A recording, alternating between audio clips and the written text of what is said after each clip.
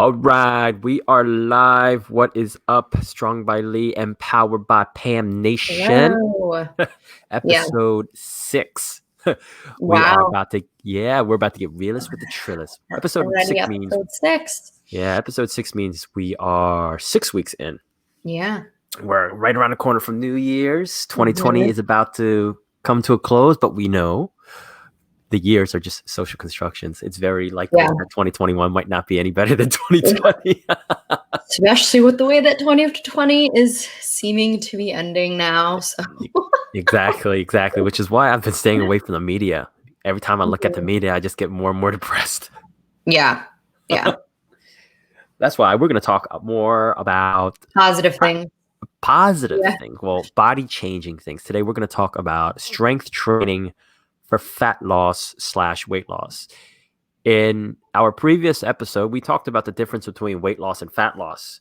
Regardless of if you're trying to drive the number on the scale down or you're trying to drive the amount of fat mass you have down without regards to how much you weigh, strength training can be an integral part of your program, a very beneficial part of your program for reasons I believe not many people understand.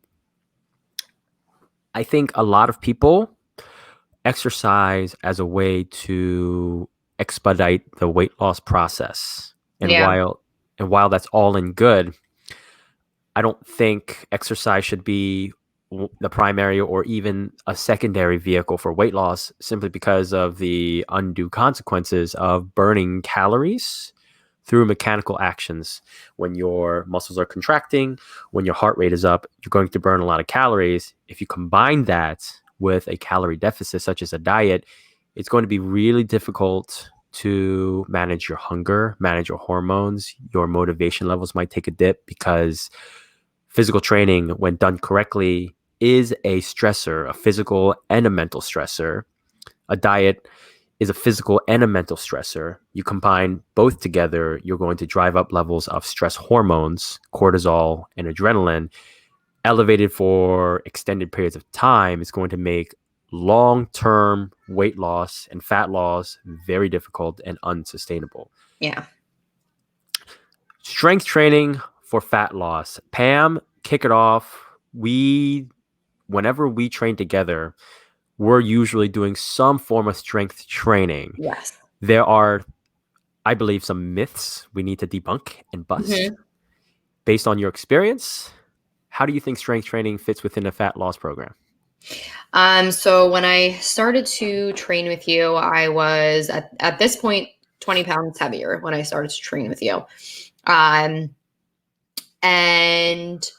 we, took the strength training approach and we lifted very heavy. Sorry. Give me 1 second. I lost my train of thought. No. Let's go. Okay. So we're not on Dancing with the Stars. You don't need to. It's okay if you lose a step.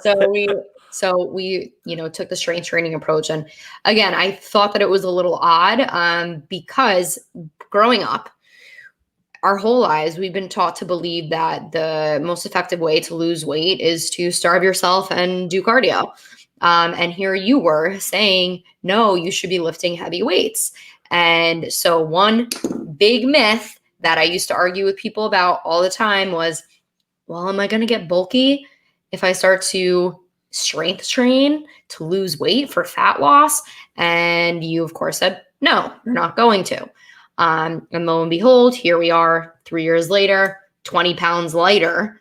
And I did not, quote unquote, bulk up. I have, lost a lot of fat. I have a lot of lean muscle now, which is fantastic. And the reason why strength training was so great for fat loss was because, even though I was losing weight because I was in a calorie deficit when I was training with you, I was able to maintain that lean muscle, which is something that you're not getting if you are doing cardio. If you're doing cardio, you're more likely to lose muscle mass. So that was a huge, huge thing for me to be able to kind of like debunk that myth that no, you're not going to get bulky. I don't know if you want me to go into that more, the whole bulky thing, because I know that that's one big myth that comes along with strength training for fat loss. Like, does it work? Let's definitely, before that, I want to touch briefly on why this pervasive notion of strength training and bulk or strength training for aesthetics seem to have gotten a bad rap. I think, of course, I think it comes down to what men typically preferred. Men typically like to do the physical activities, the strenuous physical activities. Right? I think it's kind of a social construction. Before science was able to evaluate what role strength training and resistance training had on aesthetics and metabolic health, people mainly looked at strength training, going to the gym, as athletic endeavors or things guys just did, lumberjacks Yeah. just did, right? Athletes did strength training, therefore the strength training is good for athletics. It didn't really occur to people a long time ago, at least not frequently enough, that strength training it it it produces neurochemical and musculoskeletal changes Hmm. that many people might not have associated with bodily changes. Then I think in like the 60s and the 70s and the 80s, the heydays of step aerobics classes, Jane Fonda, these high rep stuff where you're keeping constant tension on your body with low weights, these TV programs, they caught a lot of airtime. And as such, the toning movement started. Hmm. And they decried heavy lifting because a lot of men, especially bodybuilders, engaged in resistance training, and the ideal female figure was sleek and slim. You don't want to lift because you're not, if you lift, you're not going to get that sleek and slim figure. However, as research started to catch up, and research is usually on average 15 to 20 years behind what people like you and I are doing on the ground, they realize when it comes to bulking up, and this is what you're going to talk about, the number one factor is energy balance. You Hmm. can strength train till the cows come home, but if you're not eating in accordance with gaining weight or losing weight, then you're not going to bulk up. You'll change your body's physique, you'll change the body's shape, but you're not going to magically bulk up if you strength train in the absence of calorie surplus. Yep. All right, so go ahead and let's debunk this myth, Pam. Yeah, so there's a few things. When I first started strength training with you and I would talk about it to people, a lot of people would say, "Well, why are you lifting heavy weights? If you want to lose weight, why are you lifting heavy weights?" And I couldn't articulate the reason why because I didn't really know how to explain it back then. I trusted you and I trusted in the process, and I had trainers in the past tell me that this is the way that you lose weight. Um, but I didn't really know how to articulate it. And one particular instance that happened, this was over the summer. I had sent someone a video of me floor pressing with the 50-pound dumbbells. And their response Impressive. to me was, just remember, big weights equals big muscle. And I nearly lost it because I remember I texted you and I was like, they're telling me this. And you actually, interestingly enough, had sent me an article about kind of like a case study that you did almost about two women that you trained with that did get quote unquote bulky and the circumstances in which they got bulky. And the biggest thing, like you're saying, energy in, energy out. They were consuming more energy, aka more calories. They were in a calorie surplus. They were eating more than their body could burn. Therefore, yes, you're going to put on weight. And yes, maybe therefore you might have that bulky appeal. Um, but if you're in a calorie deficit and you're strength training, then you're going to lose fat and maintain the muscle that you have. You might even get stronger. You might even gain some muscle because I did. Even though I lost 20 pounds working with you, I am so much stronger than I was 20 pounds ago. Um, I'm much more toned, I'm much more lean, and that's what it is. It's lean muscle mass. Mm-hmm. And I think something else that women really need to know about strength training if they're concerned about getting bulky is not only do you need to be in a calorie surplus for you to get quote unquote bulky. But, women, they have different hormones than men, precisely testosterone. And testosterone is a hormone that is for muscle growth. And men have way more of it than women do. So just based off of that, the rate in which men will gain muscle versus women gaining muscle is going to be vastly different. And that might be why, if you're in a relationship with someone, if you have a friend that's a guy and you're like, that's no fair, they dropped all this weight and they, were able to do this many chin-ups and this many push-ups, and I've been working at it for 5 months and they've been doing it for 5 weeks. It's precisely because of that. They have different hormones which allow them to grow muscle at a much quicker rate than women do. But not everyone wants to believe that, and that's fine. But it's science, and you, having trained with as many women as you have, especially, you have been able to see the gains in which women have made, but also how much they've lost and the lean muscle mass that has come along with that. Absolutely. One of the most frustrating things I experience as a personal trainer when I'm working with women is when they complain about how they're not seeing results fast enough, especially when they compare themselves to guys. One case study I think you're talking about, she made amazing progress in 6 months without, despite having no experience with resistance training. She worked her butt off. She worked out 3 days a week, full body, the big exercises that we're going to talk about, what to include in a strength training program, the chin-ups, the rows, bench press, back squat. She was relatively healthy. She was in her 30s.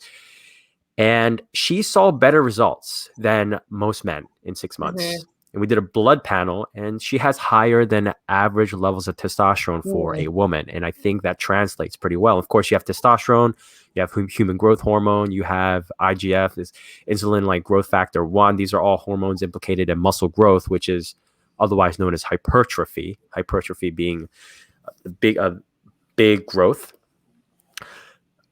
But later on down the line, when her husband decided to train with us, he was able to exceed her strength levels in a fraction of the time, despite his body not changing nearly as much. Yeah.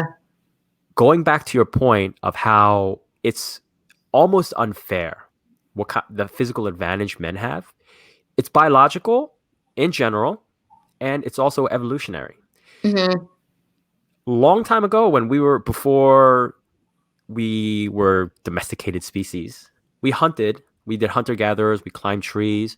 A lot of the physical demanding exercises, activities were partaken in by men. Women did too. There's a lot of archaeological evidence now coming up that there were women hunter tribes. But by and large, it was men. Hunting was comprised of men. When there was war, it was usually men who initiated. So in order to survive, in order for your tribe to survive, you had to have a group of people who were strong, who were physically capable, had endurance, had muscular strength and stamina. And I think as humans, we all have basic genetic coding, and the men's ability to gain more muscle and strength at a faster rate than women is there. When somebody asked me to break down, well, what rate of progress should I experience?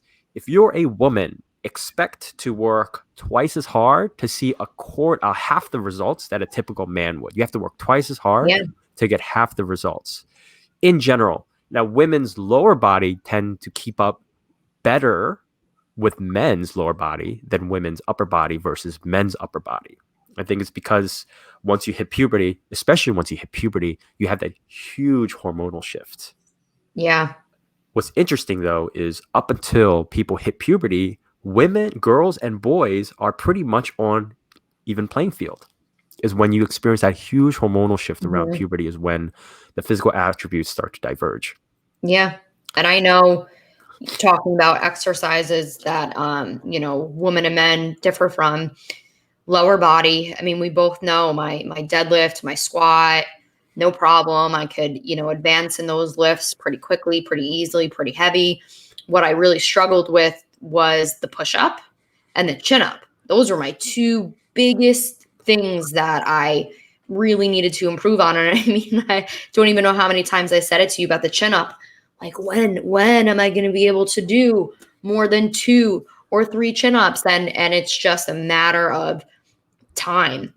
Something else that people need to take into consideration, women obviously, is these women that you had trained with that, bulked up, quote unquote, and women that we see that are bulkier. Maybe they're a power lifter, maybe they compete. These are also people that are spending 2-3 times the amount in the gym than what you're going to be spending. So if you're lifting 3 to 4 days a week for 60-minute periods and you're doing cardio a couple days a week, you have to know that these women are in the gym 5-6 days a week, 90 minutes, 120 minutes. And then they're eating 2,500 calories a day, compared to you eating 1,500, burning it off with some cardio and maintaining your muscle while you lose weight several days a week. And I know that used to scare me. And at my old small group training gym, I used to argue constantly with the trainers there about strength training because I didn't see it. And I think it was because I only strength trained once or twice a week. And I was more heavy with the cardio. And again, that was when I was in my restrict and binge lifestyle. So of course I wasn't seeing the results that I wanted. And of course I didn't believe that if I was lifting more and if I was lifting heavier, that I would see better results. It wasn't until I came to you and I experienced it for myself that I knew that this was the exact route that people should be taking if they want to look and feel their best. And to expand on what we're talking about in terms of bulk, there are 2 types of hypertrophy. And I think this is really important to understand, especially because whenever I talk to my female clients about bulking up, they're largely unaware of the different types of hypertrophy. When I even say the word hypertrophy, they really don't know what that means. They say, oh, gaining bulky, hypertrophy. But there are really 2 types of hypertrophy that are activated depending on what type of training you do. There's sarcoplasmic hypertrophy. Sarcoplasmic meaning the storage capacity of muscle. The storage capacity of muscle is determined by 2 things, water and glycogen, which is the storage form of sugar. If you eat high amounts of carbohydrates and sugar like potatoes, rice, and you engage in strength training or you engage in resistance training, depending on the type of volume, your muscles will get bulkier, but they'll get bulkier not because you're building muscle, you're expanding the muscle storage capacity. And then there is myofibrillar hypertrophy. Muscle has storage capacity, and it also has what are called contractile proteins. These contractile proteins will move along like this, and they'll also contract, and they're responsible for producing force. Strength training, lower volume strength training, not the bodybuilding type stuff where you're doing 12 to 15 repetitions with moderate weights, but strength training where, as you alluded to before, you're going heavy, engages and upticks myofibrillar hypertrophy, which usually does not equate into enlarged muscles. That explains how I was able to compete at 150 pounds in powerlifting at 5'7" and was able to deadlift 500 pounds, squat 425 pounds. Normally, those weights, you would think somebody who's bulky would lift those weights. Yep. But if you train that myofibrillar hypertrophy pathway, then you're not going to get as bulky. You're going to get a dense look, which is what you got, which is what some of my female clients got. It's evidenced by them losing weight despite looking more muscular. The case study we're talking about, when she first came to me, she was 160 pounds. At the end of 6 months, because of how well she responded, she was down to 145 pounds, despite going from 25-pound rows to 100, despite going from not even being able to do a single chin-up to doing weighted chin-ups. I'm saying this in the most respectful way possible. She was a freak of nature. Yeah. She is not typical. Most people who train are going to kind of be like you. Even you responded pretty well. But most people are going to be closer to you where maybe after a year or two, you'll drop 20 pounds of fat. You'll get significantly stronger. You'll be able to do push-ups. You'll be able to get much closer to a chin-up, which is another bane to people, to women's existence of freaking chin-ups. Yep. Yeah, those two types of hypertrophy people should be really Yeah. aware of because they're not equal. Yep. Agreed. Nice. Okay. We were also talking about, so we talked about the two types of hypertrophy, and then we led off, or then we started talking about how you would have conversations about people when during your strength training phase. What kind of exercises did you do? What kind of exercises should be included in the strength training program? So it's really funny. I was talking with a client today about exercises that I was going to have her do, and I basically had said, because I was talking about you, that when you and I first started out, that I was doing the same exercises over and over and over again till I was bored. What are those exercises though? So there's compound exercises. Compound exercises are going to be the exercises that work the most, that target the most muscles in your body. Those are the deadlift, the squat, the overhead press, and the bench press. Those four exercises are the ones that we did the most together and that I would suggest to any of my clients to do the most of as well. Again, they target the most muscle groups. And most especially, though, what I don't think people realize is that these are also exercises that target your core. And I think that a lot of people kind of miss the mark on core. And when someone says to you, "Oh, you should work on your core," they automatically think that they're going to go and do planks. And that's not really the case. That's one way that you could strengthen your core, but another way of strengthening your whole midsection is by lifting heavier weights which stabilize you, and you'll feel it all in your midsection. I remember a couple weeks ago I was sharing with you a lower body workout that I did, and I said to you my core was on fire, but I didn't do any abs. But my core was on fire because I was doing squats, I was doing deadlifts, and I was doing Bulgarian split squats. Those will really set your midsection on fire if we're talking about strengthening your core.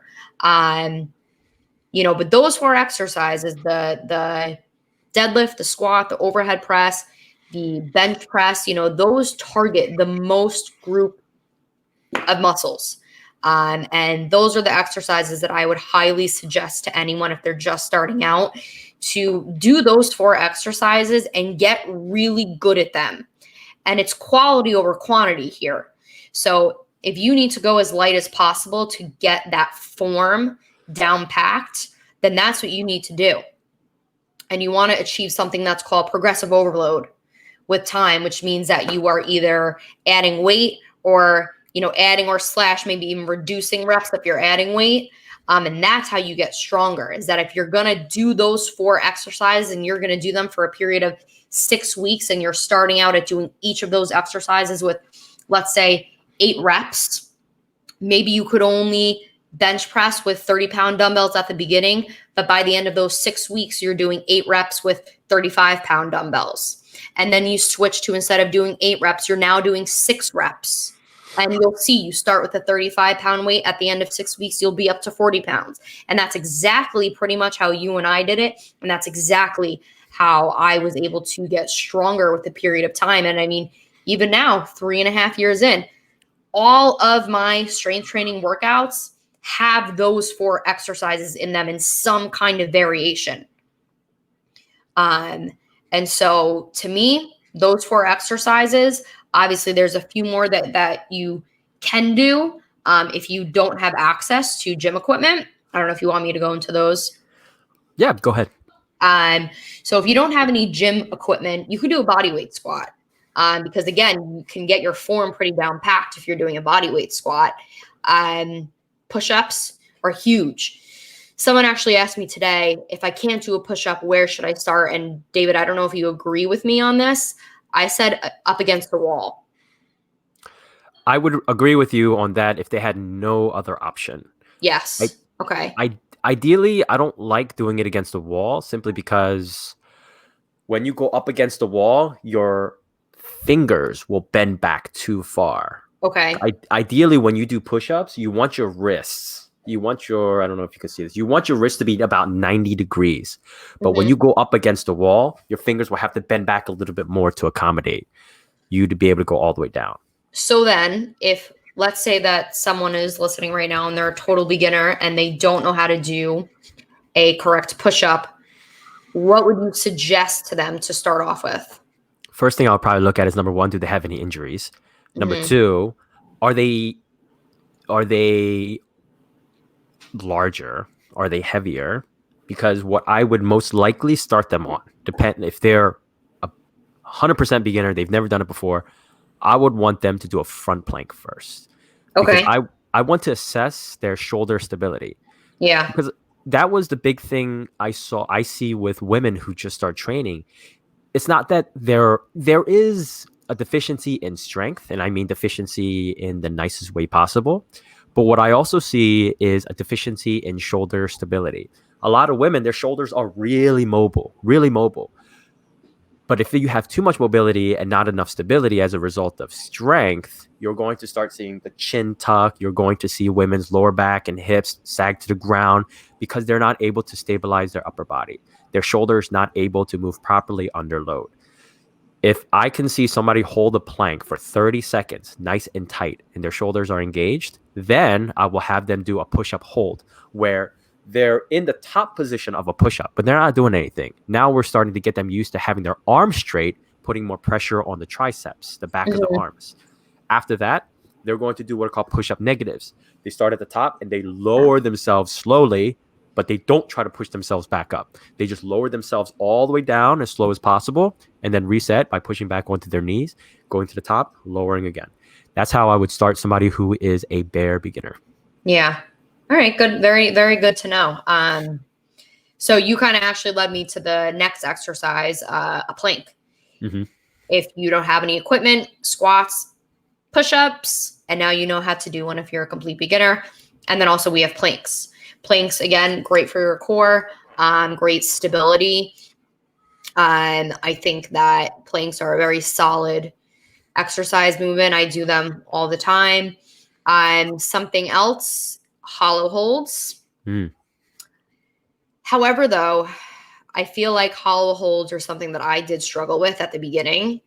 And I don't think that I would suggest that to someone that's just starting out. Maybe someone that's gotten a little bit more strength in their midsection that would be able to hold a hollow hold, because that's Mm-hmm. exactly what it is. You're basically like a banana back and forth like that, like your body, Mm-hmm.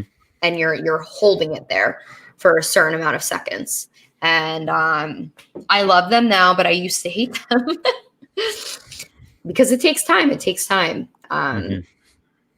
And I'm going to throw in the chin up there as a really fantastic Yeah. exercise to do. But obviously, if you don't have any equipment or you're a beginner or you've never done a chin up in your life, I wouldn't suggest just getting up there and trying to do it, because there's many, many steps in between just doing a chin up. Right. We mentioned those four exercises: the overhead press, where you're going over your head; Yeah. the bench press where you're coming off the chest; the squat, where you're either holding a weight in front of you or behind you and you're squatting, a lot of leg work; and then deadlift, where you're lifting something heavy off the ground. Mhm. We mentioned those four exercises because, like you said, they're compound exercises and they use the most amount of weight. From a scientific and technical standpoint, why is it that those are good for strength training?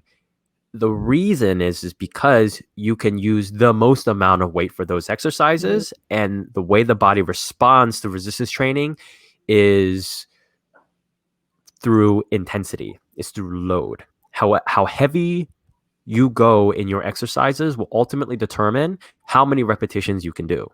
For example, if your floor press, you're doing 60 pounds, you might be able to do 8 repetitions with those. If you go down to 35 pounds, you might be able to do 30 repetitions. How heavy you go has a direct correlation with how many reps you can do. And the reps have a direct correlation to what type of hypertrophy you're going to activate. The higher the repetition, generally, the more you're going to activate sarcoplasmic hypertrophy, because your muscles are like a sponge. The more you use the muscles like a sponge, the more water is going to absorb.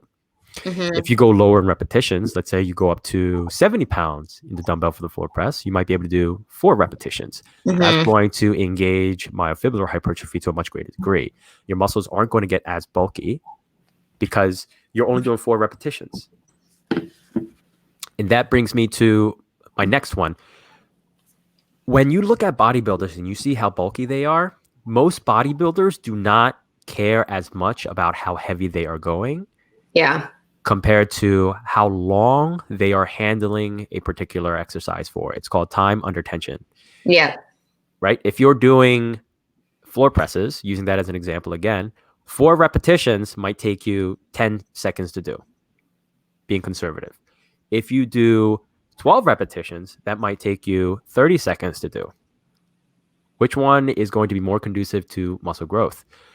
It's the one with 30 seconds because you're contracting your muscles more frequently and to a greater degree. And the number of contractions is going to be directly correlated with how much storage capacity your muscle is going to have. Yeah.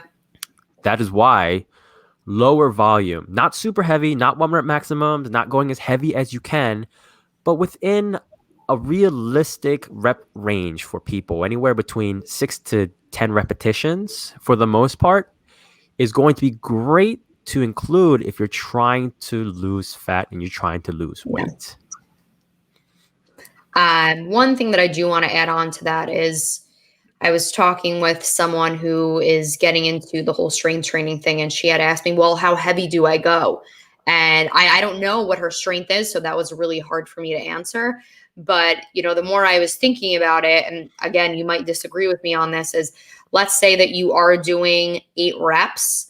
I would say a weight that is heavy enough where you could do the first maybe 5 or 6 reps with almost perfect form, but then the last couple reps start to kind of wear and tear and become a little bit more difficult to do. I don't know if you agree with me on that. Whenever I agree, and I think it'll be good to put some technical terms into this. When what you're referring to is when your muscle approaches failure. Hmm. There's a thing called MMF, which is momentary muscular failure, which is when you're doing an exercise and the fatigue builds up so much you can't do it anymore. It's kind of like hitting that wall when you're doing a marathon. Yeah. When it comes to lifting, it's the same way because when you lift, your body goes through different energy pathways to lift the weight up. Short duration exercises like 4 repetitions is going to use a different energy pathway versus doing 15 repetitions. 15 repetitions is going a little bit more towards the endurance side. You're probably going to use pathways similar to if you're doing an endurance run versus if you're sprinting. When the fatigue builds up too much, you're going to approach failure in which your technique starts to break down. It's called momentary muscular failure. There are 2 types of failure we want to look for. We want to look for absolute failure and we want to look for technical failure. I think it's important to distinguish between these 2 because they determine what your form looks like and your risk of injury. When we trained, I rarely had you go to absolute failure. Yeah. Absolute failure is when you try to do as many reps as you can, regardless of what your form looks like. Hmm. You're using the wrong muscle groups, your body's getting contorted, you're going to develop imbalances if you do this too often. Technical failure means you stop when your form starts to break down before you start engaging muscle groups that aren't supposed to be engaged. That's when people can go to technical failure more often, although I still try to get people to refrain from going to failure at all Yeah. costs. Like to your point, if somebody can do an exercise and they do it to the point where they have about 2 to 3 repetitions left in the tank, that should be more than sufficient to get a general fitness person who wants to start doing strength training into better shape. Yeah. Very good point. Gotcha. All right, Pam. What else? I know you got notes. Uh, I'm writing down notes too. oh, here we go. Why should you strength train? Why should we do it in the first place? Gotcha. Yeah. Why should you strength Um, train during a weight loss phase? Well, I mean, as we were saying before, when I was losing weight and a calorie deficit, you want to prevent yourself from losing muscle and strength prevent yourself from losing muscle, and it helps to maintain lean muscle, which is huge. And you also made mention earlier on about how strength training is actually good for your bones, I believe you said. So it Mhm. actually does prevent against osteoporosis, because strength training is good for your bones and your joints. And some people, I feel like they don't know that strength training, it doesn't just strengthen your muscles, but it also helps to strengthen your bones and your joints. Mhm. And also it improves cardiovascular health. It helps to lower your cholesterol levels. Um, there's a lot of benefits to strength training, and those are just a few. I Mhm. mean, there's tons of stuff if you are really researching that. Studies have found that it helps prevent aging. It helps. They're saying that it helps with your brain power, and that it's been linked to preventing dementia. So there's tons of research out there. There's tons of things that they are saying about strength training now, just besides the physical effects of looking good, feeling good, your body releasing endorphins after you um, work out. It helps your mental health. So there's a lot of mental and physical things that are fabulous with strength training, and a lot of things that go on inside our bodies that we don't even see happening, with our hearts, with our bones, with our joints, that are fabulous for strength training. And obviously, we highly recommend it. Yes, highly recommended. I also want to add one unbeknownst benefit many women, especially, may not be aware of, and that is emotional and mental health. Hmm. In a society where women are less stigmatized, it's still empowering for a woman to be strong because in not I mean up until recently women were not expected to strength train. Yeah. We're talking about this the whole time. Women were discouraged from strength training because it'll get them bulky. It's going to it's going to not lead them towards the sleek and sexy and slim look that I don't know if women actually desire that, or is it because society at large is saying that's how women should look. But I've met many women who just love putting weight on the bar, see themselves getting stronger because it's empowering. Yeah. It is a direct way to measure progress. Hey, is this program working? Yes, because I'm getting stronger. I can use more weight. Things in life are getting easier. I don't feel so powerless. I'm more Hmm. self-sufficient. One of one of the first things that really gives me a lot of joy in working with women is when someone comes up to me after they've been training for a couple of months and they say, I didn't need my husband to help me with bringing the groceries in. I was able to grab it from the car and bring it Hmm. all the way up 4 flights of stairs by myself. And in fact, sometimes my husband asks me for help to load dog food or sand or salt.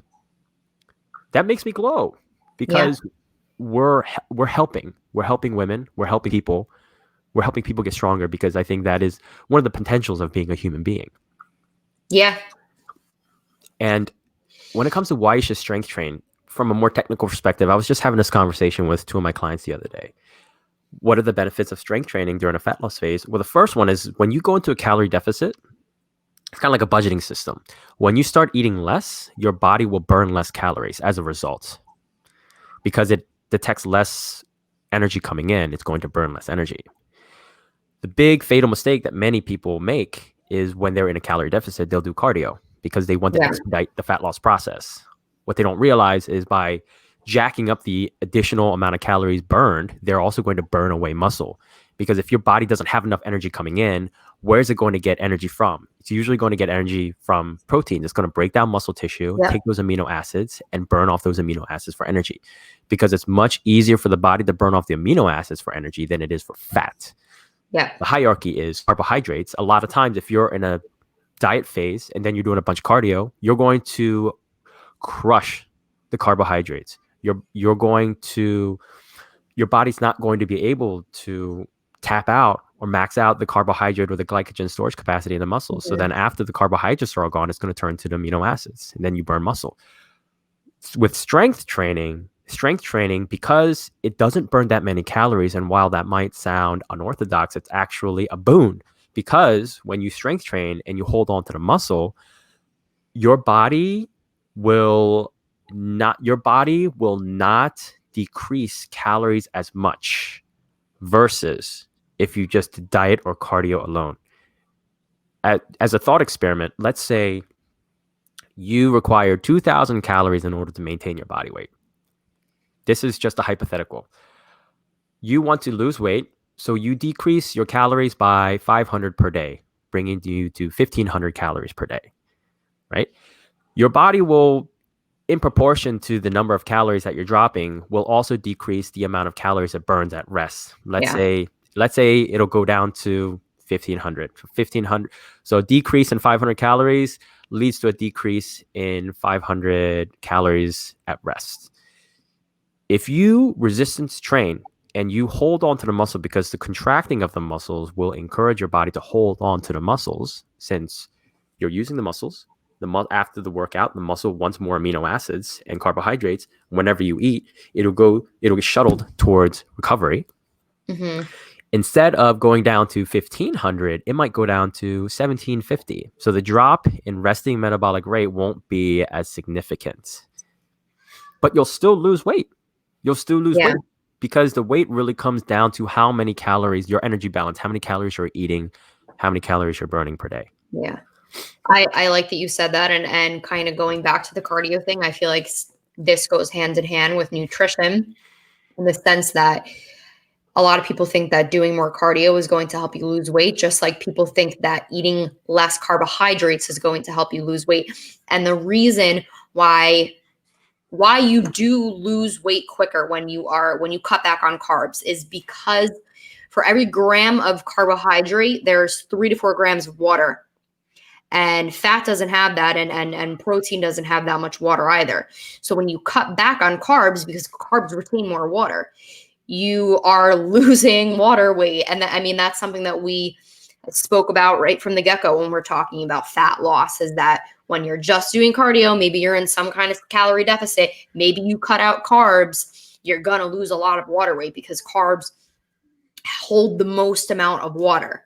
And I feel like that's just a myth too, to debunk right there, that going low carb, high fat, whatever it is that you want to be doing is the way to go, quote unquote. And the reason why people think that a high fat diet or a low carb diet works is because carbs hold more water than fats and protein. I think those are good points. We can talk about the validity and the value of ketogenic diets. Ketogenic diet is essentially a high fat, moderate to low protein, very low carbohydrate diet that many people are starting to experiment with, especially when it comes to strength training. There's a lot of supporting evidence showing a ketogenic diet is really good for short-term weight loss because of what you said. Yeah.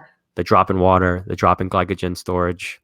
And also, many people, after they get over this keto flu, they will feel really good. Why? Because when you're not eating carbohydrates, when your body doesn't have glycogen, your body's also going to increase the production of stress hormones like adrenaline and cortisol. So you're going to feel good in the short term. That's all we're going to talk about in terms of the keto, because ketogenic diet can be another hour-long discussion. It could be. Yeah. So perfect. I think we talked a lot about strength training today. We made really good time. Yeah. 45-minute discussion. Yeah. So people, if you're not doing some sort of strength training, and it's really difficult to tell you what a good strength training program looks like, since it's coaching, it's personalized. We have to know what you're capable of doing. We need to set your starting points, how heavy you need to go, how often you need to train, how long you need to train for, and then figuring out the concomitant nutrition protocol to go along with the strength training, depending on if you want to lose weight or if you want to lose fat. In any case, strength training 2 to 3 to 4 times per week is probably going to be your golden ticket in terms of physical activity. when it comes to just straight up weight loss, strength train 30 to 45, 60 minutes tops, and let the weight come on its own through nutrition. The strength training will augment your efforts because you're not going to lose nearly as much muscle. Yeah. So instead of just being a skinnier version of a larger self, you're going to be a better looking version of yourself. Any parting words, Pam? Yeah. No, that's a wrap for 2020. We'll see everyone in 2021. Perfect. If you all have questions or comments, check out our email down below, david@strongbylee.com and pt61889@gmail.com. And we'll see you on the other side. Yeah. Bye, guys. Yeah.